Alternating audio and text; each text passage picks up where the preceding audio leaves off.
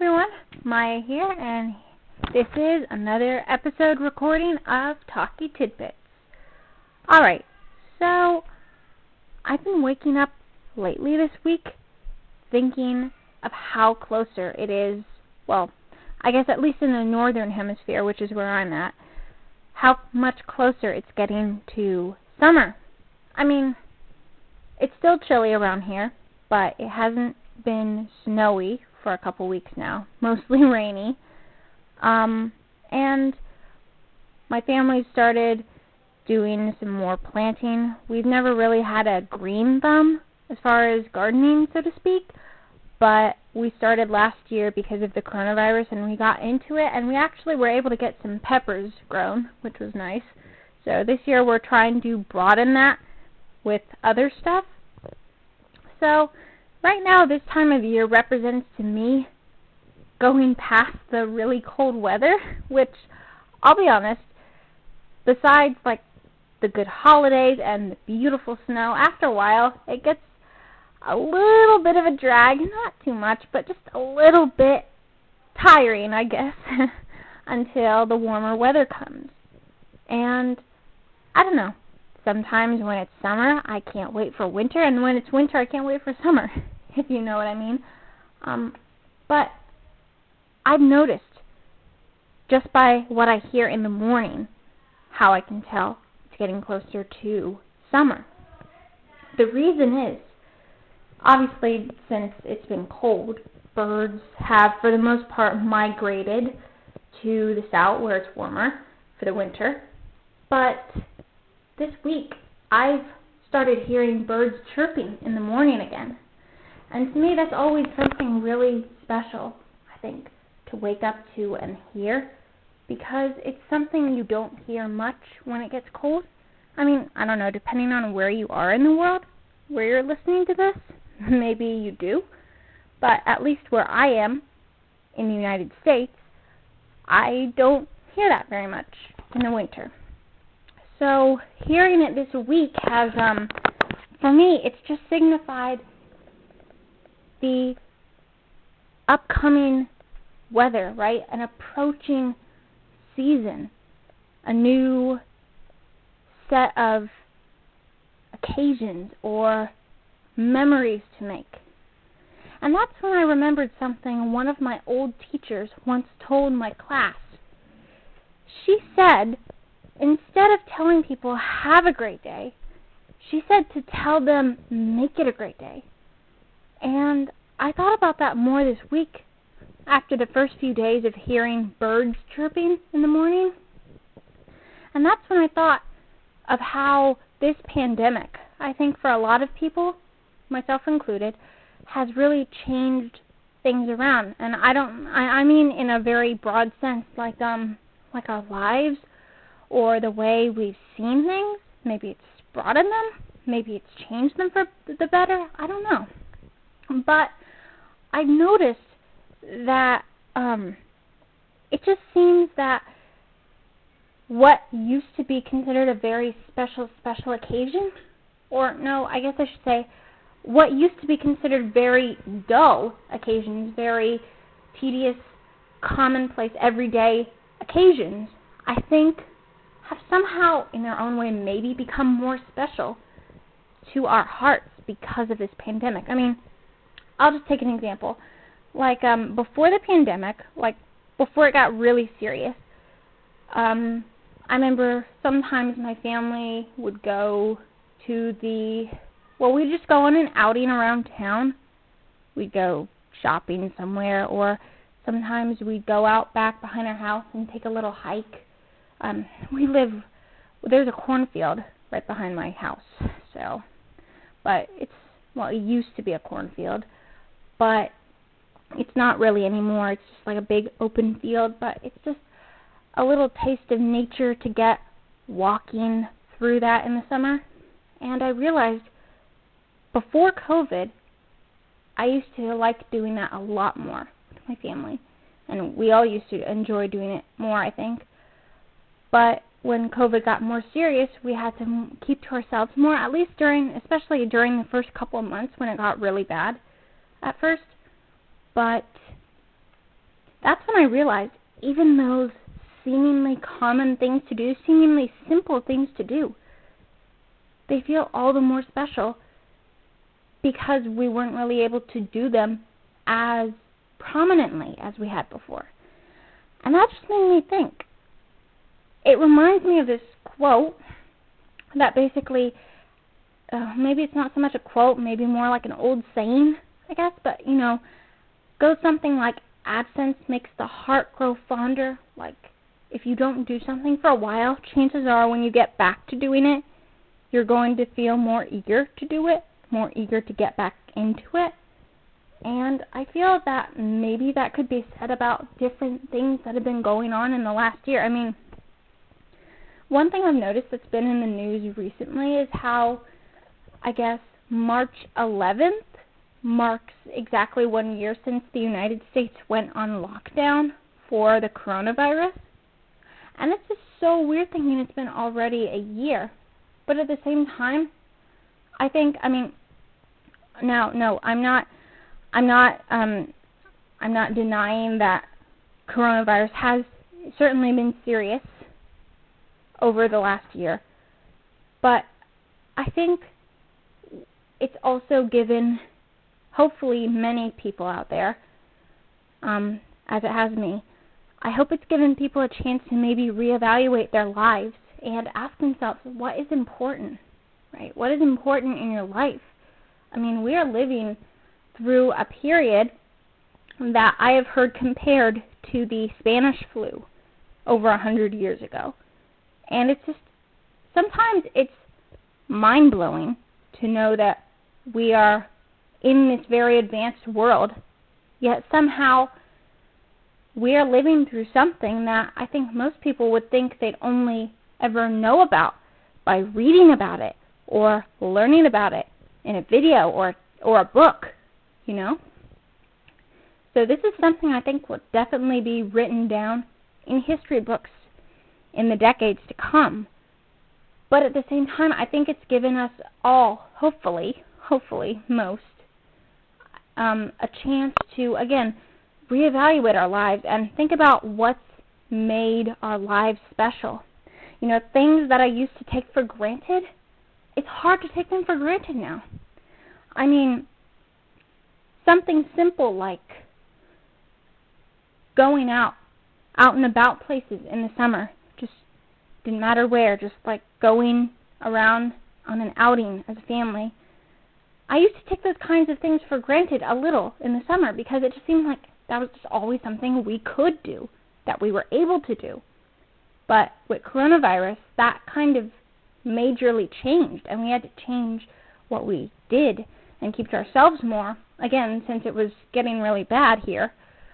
But in turn, it's made me look back at those times and think, how can I take those for granted? And so therefore, if you apply that to a broader sense, how can you take anything for granted anymore? How can you take the stuff you do on a daily basis for granted? I mean, like, I'll just put an example. I'm a university student majoring in a science, and there have been times, I'll admit, when I feel like the material is way beyond my level. Like, I try to understand it, but sometimes I feel I'm still not grasping it. But then I remember, obviously, part of learning it is realizing how much you still don't know, right? 'Cause science is constantly learning new things. But at the same time, every time I would feel overwhelmed for any reason, I would think to myself, how can I take this for granted when there are still kids out there in this world that don't have access to this kind of education, that don't have access to this kind of learning? I should be grateful for it. I mean, I admit it is hard to remain grateful sometimes when, to put it lyrically, I guess, it feels hard when things change and things seem too much, or things seem not enough, or things seem too frustrating to deal with, right?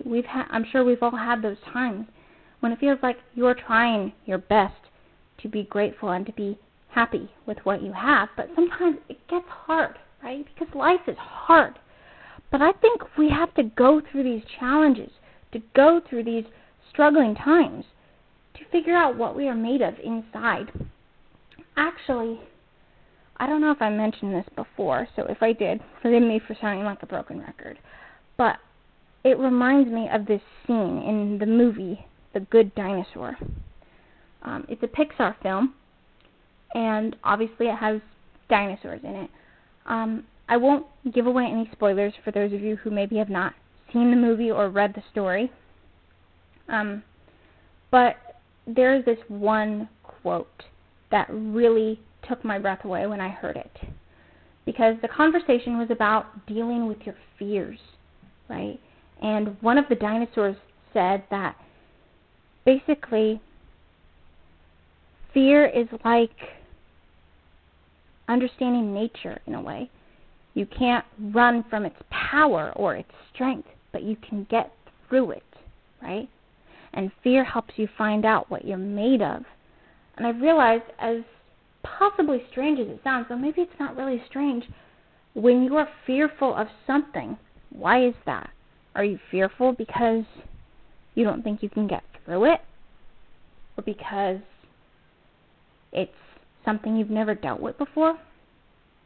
For me, I usually get fearful because I catastrophize things. I imagine a worst case scenario even though I don't want to. Or in tandem with that catastrophizing, I imagine not being able to figure out a solution to this issue that I'm dealing with. That is usually my root of fear. But then as I figure out ways to not be so afraid, I realize that I can be more strong-minded by actively trying to figure out a solution to whatever I'm dealing with. And so I think of that quote now from the Good Dinosaur movie that basically, in a nutshell, fear helps you learn what you're made of. And, you know, I guess I've really touched base on different things for this recording. Primarily, I wanted to talk a little bit about making every day special in its own way. But I think the main theme here that I've discussed more is learning how this pandemic, learning how this past year has possibly opened the door to reevaluating who we are as people and not taking everything for granted so much and just being thankful again, being thankful for what we have, being thankful for what we are blessed with, and being happy that we can breathe and live to experience another day. I mean, I talked about this before, I think, about the idea that Earth is called a Goldilocks planet, like in the Goldilocks region, because it's not too hot, not too close to the sun, but it's not too cold, not too far from the sun. I mean, we are like in the perfect location in our solar system to even be alive, let alone deal with life, you know? I mean, I feel like, yes, life is important. Life is how we find out about who we are, what we want to become, etcetera, right? But at the same time, we are so lucky we can even have these kinds of thoughts because we are lucky we can even be alive. I think being alive becomes something that you just expect to, like, okay, you go to sleep, you wake up, you go through your day, you go to sleep, you wake up, rinse, repeat over and over, right? But I mean, we can't assume that all the time. I mean, I like to believe that I will wake up and go to sleep and wake up again and again, many, many times in my life. And I'm sure you do too. But at the same time, I think we cannot assume that is always going to be the case. And of course, we know that's not the case. We're not, well, I mean, again, depending on what you believe in, we're not immortal. And I mean in this form. I mean, I know some cultures believe in like an afterlife and that sort of thing. So I'm just trying to be very broad when I say this, okay? I mean, like, I mean like in our physical state. Including the clumsiness that almost got this. Luckily, this is basically like a bulletproof MP3. Okay, so you just got a little taste of my clumsiness there. You're welcome. Okay, but anyway, the point is, even things like this, I cannot take it for granted that I can talk about these things, or that we can think about these things, right? And at the end of the day, it's not so much about thinking what you have not done, or what you are taking for granted, obviously. But I think it's like, based on what has happened, can you pick yourself back up and move forward, right? So, I'm sure I'm probably going to be laughing at this in the future, but just take that noise you inevitably just heard, the MP3, which is basically a bulletproof device, I think. Take that, for example, okay? I could have made a big fuss. I could have redone this whole recording to not have that noise. But you know what? I'm just going to move on, pick up the pieces. I'm going to work with it, right? Because that is an example of life. Life throws you challenges. You bounce back, right? You don't just quit. You bounce back. You bounce back from the challenges. Work with what you got. Work with it, right? I think that's what this virus, this pandemic period, I'll call it, has taught me. You know, that sometimes life is not going to be all bubbly and bright and upbeat as you want it, okay? That's a story. That's what would happen in a fairy tale, I think, right? Because real life gives you challenges. You go struggles. You get grief. You get loss in a broad sense sometimes. And you have to deal with it. You have to learn how to pick up the pieces and move on. You have to learn how to become stronger as a person. And so, really, I think it's not that the coronavirus has taught us things necessarily. I'm saying the period of time that this coronavirus has spread over has given us time to ask ourselves these questions. And ultimately, to learn how to make every day a special day, no matter what happens. So, yeah. That wraps it up for today. But till next time, I'm Maya, and this has been Talky Tidbits with a crash. Maybe it could be like a simple crash, but I don't know. Till next time.